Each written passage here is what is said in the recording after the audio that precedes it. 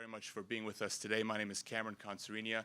I'm the Policy Director of NUFDI, the National Union for Democracy in Iran.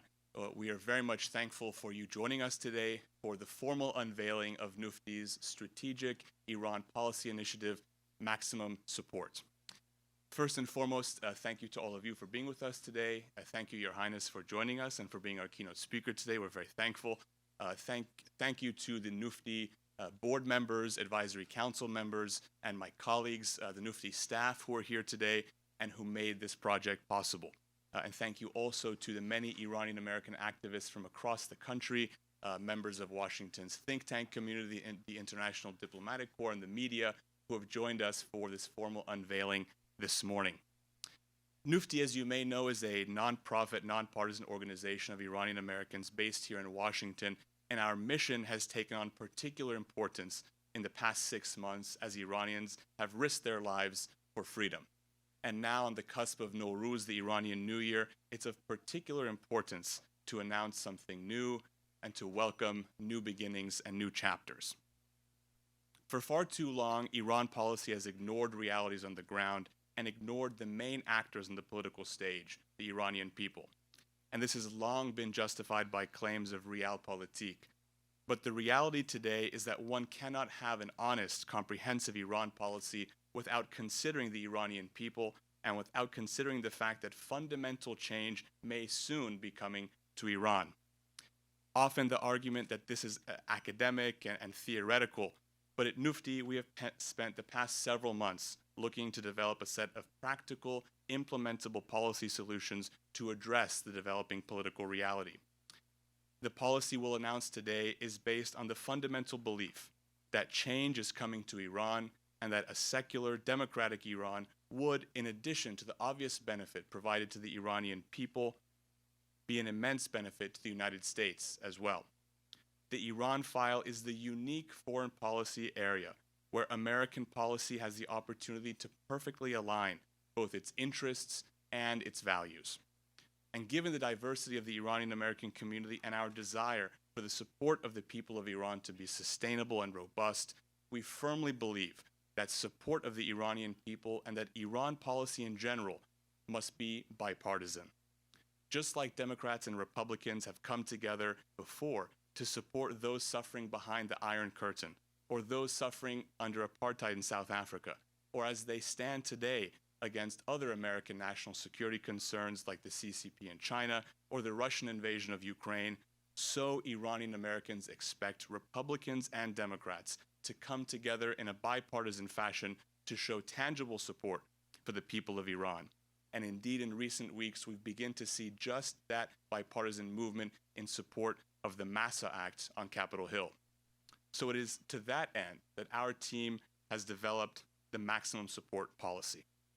NUFDI's maximum support policy, which we are honored to formally unveil to you today, is the culmination of months of work between Iranian American activists, experts from think tanks across the ideological spectrum, and leading dissidents inside Iran.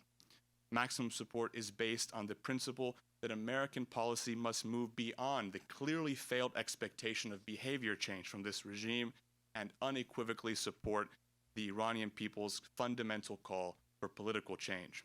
Today, we are proud to formally announce Maximum Support, a 15-point strategic initiative to support the Iranian people.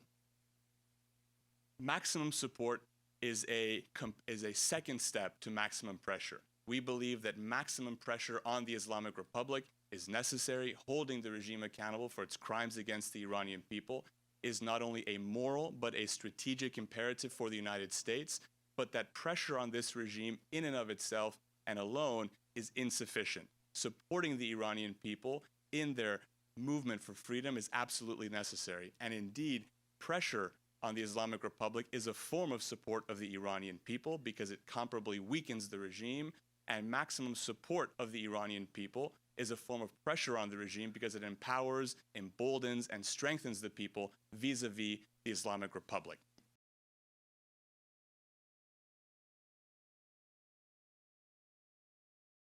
The president should publicly address the American people in support of the Iranian people's movement for secular democracy. And each of these 15 points is outlined, of course, in the booklet that you have on your seats. I won't go through every single point. You can read it here, and it's available publicly on our website as well.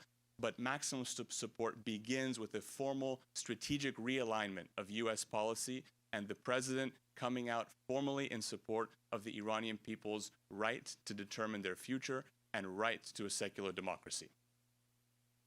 Second, do no harm. The U.S. government should unequivocally state that it supports Iran's territorial integrity as a matter of international law and that it would not engage formerly listed terrorist organizations, that it would not engage armed insurgent groups or any groups that do not respect and recognize Iran's territorial integrity, because there may be groups that are enemies of the Islamic Republic, but these groups are no friends of America and they're no friends of the Iranian people. And U.S. policy should not undermine the historic relationship between the American people and the Iranian people. The State Department needs to reopen a portal for NGOs and Iranians and Iranian Americans to submit evidence of human rights violations against the Iranian people, which was active in the previous administration, and hold regular meetings with human rights groups and Iranian Americans and dissidents across the country to inform their policy. They must take into account, the Treasury Department must take into account this information from Iranian Americans and from other groups when listing individuals on their SDN list to ensure that those who commit crimes against the Iranian people are held accountable for the crimes that they commit.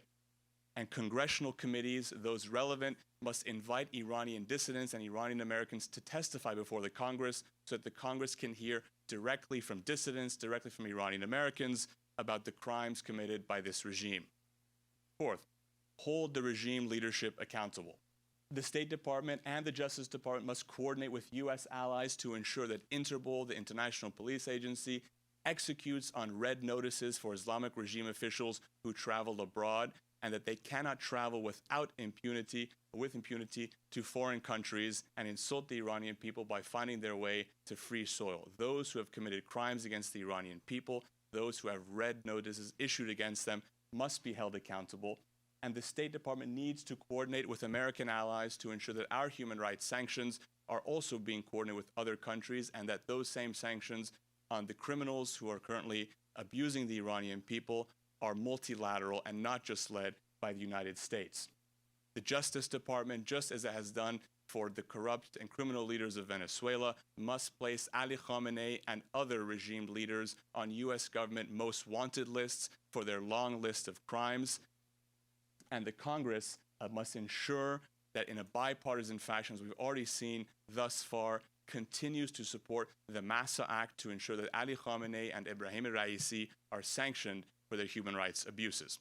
Number 5, offer internet and communication solutions and support to the Iranian people. We saw first in November 2019, the Aban uprising, how in a span of 3 days, under the complete lack of internet and the internet blackout, the Islamic Republic was able to massacre more than 1,500 innocent protesters. That can never be allowed to happen again. The U.S. government must stick to its first and foremost principle, that of free speech, and support the Iranian people in their access to internet and communication solutions via the provision of VPNs. And also, Congress must advance a bipartisan congressional mandate to support access for internet inside Iran. 6, redirect Iran's national resources. The Islamic Republic has spent 43 years stealing the Iranian people's money, confiscating Iran's national resources and national wealth for its own use. Many of those resources are now abroad and have been frozen by foreign governments, but some of those resources are still in transit in violation of U.S. sanctions. So the U.S. government must seize the tankers transporting sanctioned Iranian oil, sell that oil on the open market, and use those resources to support funds to support Iranian strikers and the families of Iranian political prisoners and those who have been killed by the Islamic Republic. One critical component of maximum support in compiling this, our policy team has ensured that as little of American taxpayer money as possible is used, and indeed nearly every single proposal in the 15-point maximum support policy are ones that can be funded by the Islamic Republic's own dollars. Whereas in the past, the United States has often spent hundreds of millions, if not billions of dollars to support democracy abroad. Some of those funds can be repurposed, but in the case of Iran, this money belongs to the Iranian people. It does not belong to the Islamic Republic, and those resources should be returned to their rightful owners, the people of Iran. And Congress, in terms of the oil sanctions, must ensure that the administration, which it is currently failing or refusing to do, enforces the existing oil sanctions on the Islamic Republic, because the Islamic Republic is using Iran's national wealth and national resources to fund its campaign of violence against the Iranian people. Number 7, isolate the regime internationally. We have seen already fantastic campaigns led by Iranian American women activists and with the support and leadership of Iranians inside the country to remove the Islamic Republic from the Commission on the Status of Women at the United Nations. The Islamic Republic must continue to be isolated internationally from all international fora and reduce their presence to a de minimis one, including in areas of sport. We must follow the Russian model and ensure that Iranian athletes are still able to compete at international events, but that they are not able to compete under the Islamic Republic's flag or with the Islamic Republic's anthem. And in other ways, the United Nations and other international bodies must, under pressure from the U.S. diplomatic corps, from the State Department, and in coordination with our allies, must limit the Islamic Republic's presence in international fora, because the Islamic Republic's diplomats are not representative, as we all know, of Iran's national interests, but of the Islamic Republic's acute ideological and political interests, and reducing their presence on the international stage, and as we'll see in coming points, raising the profile of the Iranian people and the secular democratic opposition to the Islamic Republic is critical. Place meaningful limitations on regime officials' affiliates. For 4 decades, the Islamic Republic has taken most every semblance of joy from the Iranian people. However, the offspring and the children of the Islamic Republic's officials who live off of the stolen wealth of the Iranian nation often do so in luxe and debaucherous lives abroad. The United States must make it a matter of policy to urge allies to prevent the sale of golden visas to Islamic Republic officials, so that those connected to the regime are not living off the Iranian people's stolen wealth in countries across Europe while the Iranian people suffer as their wealth has already been confiscated. And we must work with allies to form, based off the Russian model after the Russian invasion of Ukraine, to form an international task force to track down the Iranian people's stolen assets and the assets that are being used abroad, which have been taken from them. 9, provide cyber and intelligence support. U.S. National Security Council and other national security agencies must provide maximum transparency to the Iranian people. For 4 decades, the Islamic Republic has thrived under a complete blackout on its activities and has lied to the Iranian people day in and day out. And U.S. cyber and intelligence sources should be used to offer the Iranian people information on the Islamic Republic's activities, on the Islamic Republic's levels of corruption, and when Iranian protesters are in the streets, just as the Islamic Republic attempts to cut off their communications by limiting access to internet, U.S. and allied cyber and intelligence sources should act to even the playing field for the people of Iran and remove the Islamic Republic's communications and intelligence sources offline and provide an even playing field to the Iranian people. U.S. government intelligence assets and our allies have access to very important information that could show the Iranian people, although they already know this, to show to a greater degree the level of corruption and criminality of this regime, and the Iranian people deserve maximum transparency. 10, develop a clear communications and messaging strategy. Just as the first point outlined that the Islamic Republic necessitates a strategic shift in American policy, the U.S. government's communication at all levels needs to be clear and consistent to the Iranian people. The U.S. government, from the president all the way down, needs to tell the Iranian people that they stand with them in their fight for secular democracy, that they support their right to determine their own destiny. The U.S. government should hire a Persian language communications director to communicate with the Persian language media, to communicate with the Iranian people and the Iranian American community, to highlight U.S. government policies and to continuously reiterate the American government's support for the Iranian people, and this person would work in conjunction with another proposed component of maximum support, which is a deputy to a special envoy, not the current special envoy, to support human rights and democracy in Iran, because the United States needs a coordinator for Iran policy focused on the issue of human rights and democracy to coordinate interagency policy on Iran. 11, engage the secular democratic opposition. Just as it's critical to limit the U.S. government's engagement with the Islamic Republic and with groups who would act counter to Iran's national interests or who would not support Iran's territorial integrity, it is critical for the Iranian people to see that the U.S. government, from the executive branch and in the Congress, are engaging popular representatives of the secular democratic opposition in Iran. Because for far too long, U.S. policy and even international policy has focused only on engaging the problem and not the potential solution to the problem. So the secular democratic opposition needs to be engaged at high levels by the executive branch and in the Congress. And indeed, just early this month, we saw very excellent examples of that in Europe, and we need to see more of that in the United States. 12, engage the Iranian-American community. The Iranian-American community is an incredible asset for the United States, and for the past 4 decades, many have made America their home. But they can also play an important role in the transition to secular democracy and in the rebuilding of Iran after the fall of the Islamic Republic.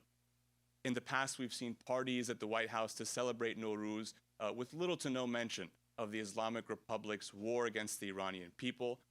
But the White House can use the power of the presidency, the power of the bully pulpit, to highlight the Iranian people's movement for secular democracy and host Iranian-American activists and dissidents at the White House and talk about the promise of a future, different, secular, democratic Iran. And in addition to that, the U.S. government has to support efforts by Iranian Americans who are preparing for the economic and social reconstruction and redevelopment of Iran after the fall of the Islamic Republic. 13, reform U.S. media and broadcasting. For too many years, if you were to talk about changing Iran policy or supporting the Iranian people in Washington, often the only answer you would hear was to reform the VOA or to reform Radio Farda. But as you can see, there is much more to supporting the Iranian people, but that point still stands. The U.S. Agency for Global Media has remarkable assets that can be better used to support the Iranian people's movement for democracy, including by combining Radio Farda and the VOA Persian service into one Office for Iran Broadcasting, modeled off of the Office for Cuba Broadcasting, and streamline the U.S. government's Persian language resources. U.S. government Persian language media should also use the resources it has at its disposal, including access to high-level government officials, to U.S. information, to bring exclusive information to the Iranian people and become the source that it should be in competition with private language Persian language media alternatives. 14, review and revitalize State Department Iran funding. For too long, and sometimes thanks to some groups here in Washington, D.C., Iran's democracy promotion funding at the State Department has been siphoned off to other projects or other sources that would not promote democracy, but that would promote particular ideological or political aims. Congress should request consistently and repeatedly a full audit and impact analysis of State Department Iran funding to ensure that funding for Iran is going towards programs and individuals that actually promote secular democracy in Iran, that actually promote America's values, and that are not used for programs or projects that would even often act counter to American interests and American values. And 15, investigate the Islamic Republic's influence operations in the United States. All of us are very familiar with the levels of influence by the Islamic Republic here in Washington. Oftentimes, this happens, as much as we may disagree with it and find it immoral as it is, this happens legally. However, if and where illegal lobbying or influence operations by the Islamic Republic are happening on American soil, and particularly here in Washington, the Justice Department, as it has been called to do by members of the Senate in the past, should investigate influence and infiltration operations by the Islamic Republic, including in higher education, based off the model in the previous administration to investigate the Chinese Communist Party's infiltration into American universities. And Congress should act to ensure that any operations or organizations deemed to be part of influence operations by the Islamic Republic be denied funding, especially if they're universities, by the Department of Education. So ladies and gentlemen, as you'll see in your booklets, as you'll see throughout the day, Iran policy and supporting the people of Iran is not just a pie-in-the-sky idea. Policymakers have tangible, implementable solutions in order to support the people of Iran. Now, we do not say that maximum support is the be-all, end-all. In fact, we believe this is a starting point for further conversation, for the further implementation, for the further developments of ideas, implementable solutions to support the people of Iran. Because now, at this moment in their history, at this moment where the United States has an opportunity to align our interests and our values, it is too important of a time not to be asking these questions, too important of a time, and it's too important of an issue for U.S. national security, economic security, and our values not to be talking about these issues. And for NUFDI, this is an issue that we will continue to focus on. We are going to continue to work to implement as many of these components as possible, continue to add to this list, but now is a time for Iran policy to take a new direction. And we hope that with the introduction of maximum support, in addition to maximum pressure on the Islamic Republic, U.S. policymakers will now have a comprehensive Iran policy framework. It's no longer okay to say, what can we do about it?